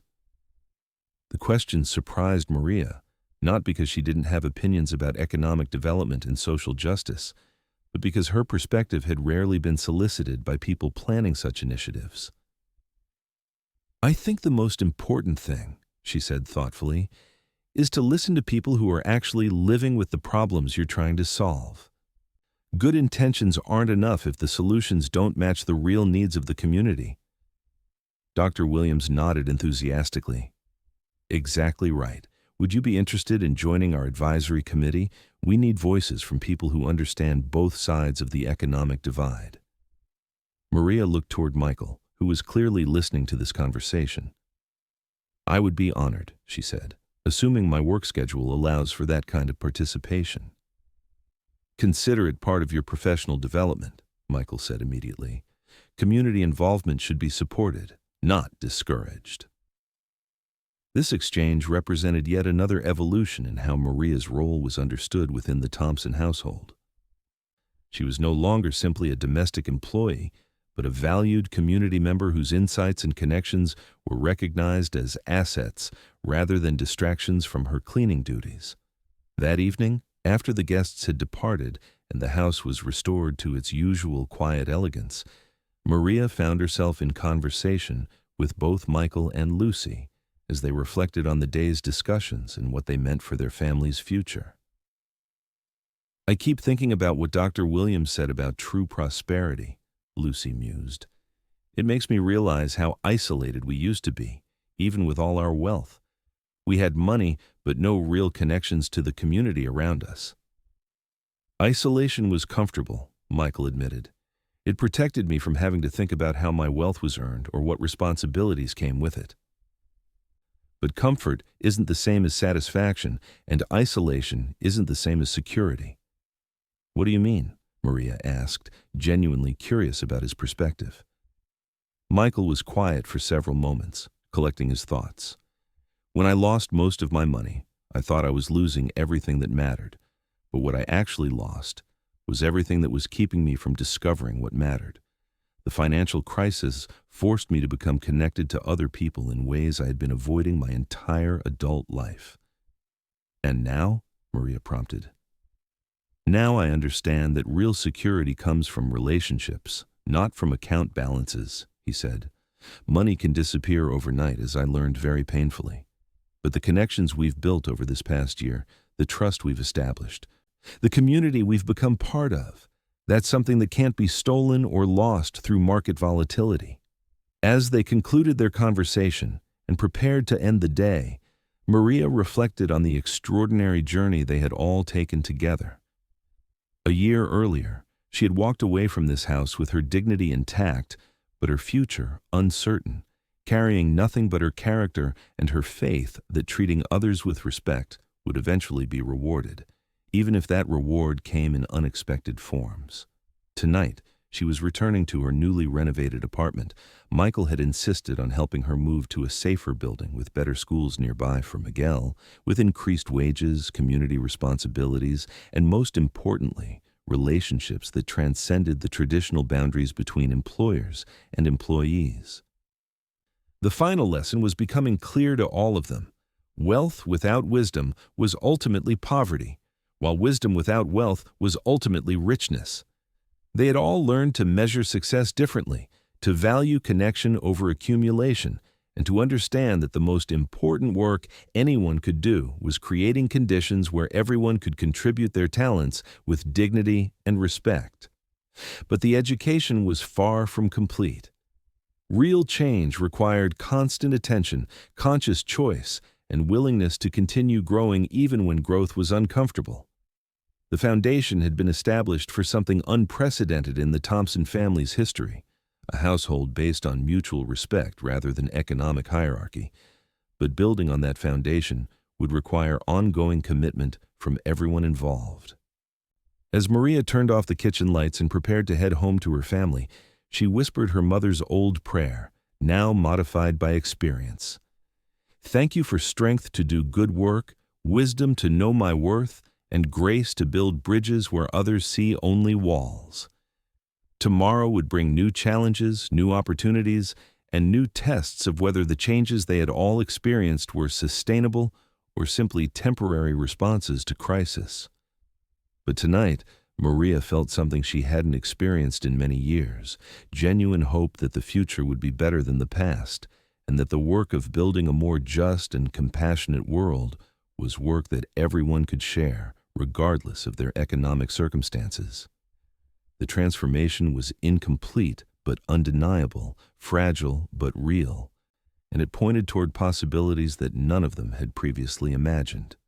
2 years later, on a warm September evening when the late summer sun was casting golden light through the windows of what had once been the coldest mansion in Chicago, Maria stood at the kitchen counter preparing dinner for a gathering that would have been unimaginable during her first 12 years of employment. The house was filled with voices and laughter, children playing in the living room while adults shared stories and planned projects that would impact their entire community. Miguel, now 3 years old and speaking in both English and Spanish with the fluid confidence of childhood, was helping his grandmother set the table, carefully placing napkins beside each plate with the serious concentration of someone performing important work. His presence in this elegant dining room had become so natural that Maria sometimes forgot how revolutionary it would have seemed just a few years earlier. a working-class Mexican-American child from Pilsen, treating a Gold Coast mansion as his second home. Lucy had graduated from Northwestern with honors and was now working for a non-profit organization that provided legal services to immigrant families, earning far less money than her trust fund could provide, but experiencing the kind of satisfaction that had been missing from the Thompson family's previous definition of success. She entered the kitchen carrying her own daughter, 6-month-old Elena, whose father was a social worker Lucy had met during her volunteer work and married in a ceremony that celebrated love across class and cultural boundaries. "Maria," Lucy said, bouncing Elena gently to keep her content. "Thank you again for hosting this dinner. Having everyone together like this feels so natural now, but I still remember when the idea would have been impossible." "It was never impossible," Maria replied, adjusting seasoning in the soup she was preparing. "It just required people to see each other differently than they had been taught to see." The evening's guests represented a cross-section of Chicago that spanned economic levels, cultural backgrounds, and professional roles, but they were united by shared commitment to community development and social justice. Dr. Patricia Williams was there with her husband, a high school principal from the South Side. James Patterson had brought his family, including teenage children who were already showing interest in architecture and urban planning. Several of Maria's neighbors from her new apartment building mixed easily with Michael's remaining business associates, creating conversations that bridged worlds that had previously seemed incompatible. Michael himself had perhaps changed most dramatically of all. The man who had once measured every interaction in terms of financial advantage now spent most of his time on projects that generated social rather than economic returns. His remaining wealth provided security and freedom to focus on meaningful work, but it no longer defined his identity or determined his relationships. He appeared in the kitchen carrying a bottle of wine and wearing an expression of deep contentment. "Maria, is there anything else I can do to help? The conversations in the living room are fascinating, but I wanted to make sure everything is ready for dinner." "Everything is under control," Maria assured him, "but actually, there is something I wanted to discuss with you privately." Lucy took the hint and carried Elena back to the living room, leaving Maria and Michael alone in the kitchen, where so many of their important conversations had taken place over the past 2 years. "I've been thinking," Maria began, "about the advisory position Dr. Williams offered me with the Community Development Council. It would require more time than we originally discussed, possibly 20 hours per week, including some evening meetings and weekend events." Michael's response was immediate and enthusiastic. "That's wonderful, Maria. Your perspective on those projects has been invaluable. Whatever schedule adjustments are needed, we'll work them out." "It would mean hiring additional help for the house," Maria continued, "someone to handle some of the cleaning and meal preparation when I'm attending meetings or working on community projects." "Of course," Michael said. "This house ran perfectly for decades with multiple staff members. The mistake was reducing everything to one person carrying the entire load." Maria smiled, recognizing how completely his attitude toward household management had evolved. "There's something else. The position would eventually become full-time, with a salary comparable to what I earn here. It would mean changing our arrangement entirely." Michael was quiet for several moments, and Maria could see him processing the implications of what she was describing. After nearly 15 years of working for the Thompson family, she was contemplating a career change that would take her beyond domestic service into nonprofit management and community leadership. "How do you feel about that possibility?" he asked finally. "Excited," Maria admitted, "and also somewhat frightened. I've been cleaning houses for most of my adult life. The idea of doing something completely different feels like starting over." "But it's not starting over," Michael said firmly. "It's the natural progression of everything you've been building toward. Your management skills, your understanding of how to work with people from different backgrounds, your ability to see practical solutions to complex problems, those abilities were always professional qualifications. The only difference is that now they'll be recognized and compensated appropriately." As they continued talking, Maria realized that Michael was not just supporting her career development, but actively encouraging her to pursue opportunities that would take her away from his employment. This represented the final transformation in their relationship, from employer and employee to genuine friendship based on mutual respect and shared commitment to community improvement. "There's one more thing," Maria said. "If I take the full-time position, I'd like to recommend my replacement. My cousin Rosa has been working for a cleaning service downtown, but she has the skills and temperament to manage a household like this one. More importantly, she shares our understanding about how domestic work should be respected and valued." "I'd be honored to interview anyone you recommend," Michael said, "and I hope you'll help train whoever we hire so they understand the standards we've established here." Their conversation was interrupted by Lucy calling from the dining room that everyone was ready for dinner.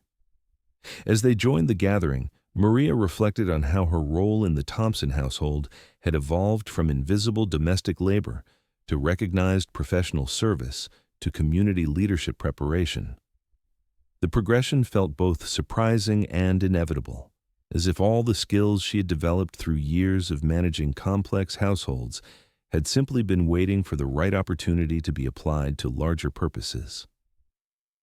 The dinner conversation ranged across topics that connected personal experience with broader social issues: immigration policy, educational equity, affordable housing, economic development strategies that prioritized community benefit over investor profit. Maria found herself contributing insights that were received with the respect she had once hoped to earn through perfectionist cleaning, but had actually achieved through courage, wisdom, and unwavering commitment to treating all people with dignity. Dr. Williams, sitting between Miguel and one of James Patterson's teenage sons, looked around the table with obvious satisfaction. "This is exactly what community building should look like," she said. "Different backgrounds, different experiences, but shared commitment to creating opportunities for everyone to thrive." "It's also what families should look like," Lucy added, glancing toward Maria with deep affection. "Not just people related by blood, but people who choose to care for each other across all sorts of boundaries." Michael raised his glass in a toast to Maria Santos, who taught all of us that dignity is not something you can give to other people. It's something you recognize in them when you're paying attention. As the evening concluded and guests began departing, Maria helped clean up while reflecting on the extraordinary journey that had brought all of them to this point. The wealthy family that had once treated her as invisible furniture now considered her irreplaceable. The mansion that had once felt cold and lifeless now overflowed with warmth and authentic relationship. The community work that had once seemed beyond her educational background now felt like the natural application of skills she had been developing her entire life. But perhaps most importantly, the woman who had once defined herself primarily through service to others had discovered that her true calling was leadership that empowered others to serve each other. The transition from domestic worker to community organizer was not a rejection of her previous work, but an expansion of it, taking the same caring attention she had always brought to household management and applying it to the larger household of connected neighbors working together for mutual improvement. As she prepared to leave the mansion that night, Lucy approached with an envelope. "Maria, this is from all of us. Michael, me, Elena, everyone who's been part of our extended family. It's for your new apartment down payment, so you can own your home instead of renting." Maria opened the envelope to find a check for $50,000, along with a letter signed by dozens of people whose lives she had touched through her work with the Community Development Council, her service to the Thompson family, and her quiet leadership in bringing people together across economic and cultural divides. "This is too generous," Maria protested, though her eyes were filling with tears of gratitude. "It's not generous enough," Michael said, joining the conversation, "but it's a beginning. Your work has created value that can't be measured in dollars, but dollars are the tool we have available for showing appreciation." As Maria drove home to her apartment in the diversifying neighborhood where the Community Development Council had helped create mixed-income housing options, She reflected on her mother's old saying about dignity coming from how you treat others rather than how they treat you. The saying remained true, but experience had added a crucial addition.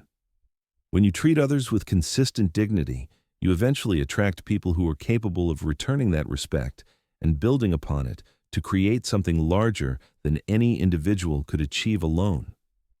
Her phone buzzed with a text from David, her son, who was now working as a paramedic supervisor and taking evening classes toward a nursing degree that the Thompson family had helped make financially possible. "Mama, Miguel's preschool teacher says he's already reading simple books. She thinks he's academically gifted, college scholarship material." The text represented possibilities that would have seemed impossible just a few years earlier, when medical bills and housing insecurity had threatened to limit Miguel's opportunities before he was old enough to demonstrate his capabilities. Now, through the network of relationships and resources that had emerged from Maria's community work, her grandson would have choices that she had never imagined possible. As she parked outside her building and prepared to climb the stairs to an apartment that would soon become a house, Maria whispered a prayer of gratitude that had evolved far beyond her mother's simple request for strength, wisdom, and grace. Tonight, her prayer included thanksgiving for the discovery that individual dignity could be transformed into collective power when people chose to see each other clearly and work together for mutual flourishing. The story was far from over. Real change required generations of sustained effort, constant vigilance against the human tendency to create new forms of inequality, and ongoing commitment to treating all work and all workers with the respect that made community possible. But tonight, Maria Santos felt something that had sustained her through every difficulty and would continue to guide her toward every opportunity.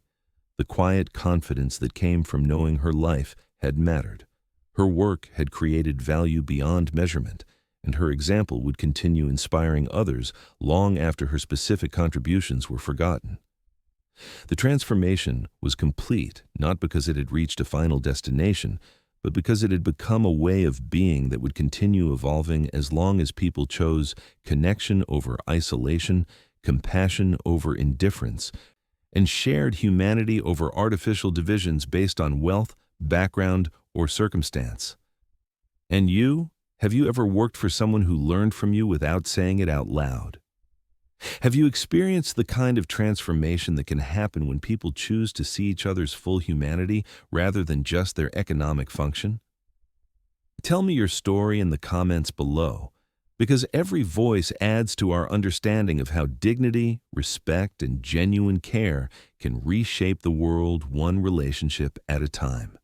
If Maria's story touched your heart, if you recognize something of your own experience in her journey from invisible service to recognized leadership, please leave a like and subscribe so this message can reach another woman who needs to remember that her work matters, her wisdom counts, and her dignity can never be diminished by other people's failure to recognize it.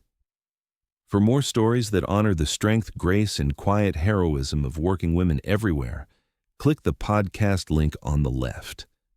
These are stories about real people facing real challenges, discovering real strength, and creating real change through the simple but revolutionary act of treating each other with the respect that every human being deserves. Thank you for walking this emotional road with Maria, with Michael, with Lucy, and with all the people whose names we'll never know, but whose daily acts of kindness, courage, and compassion keep our communities functioning and our families together. Your work matters, your voice matters, your story matters. See you in the next story, where we'll continue exploring the extraordinary strength that lives within ordinary people and the extraordinary changes that become possible when that strength is finally recognized, respected, and celebrated.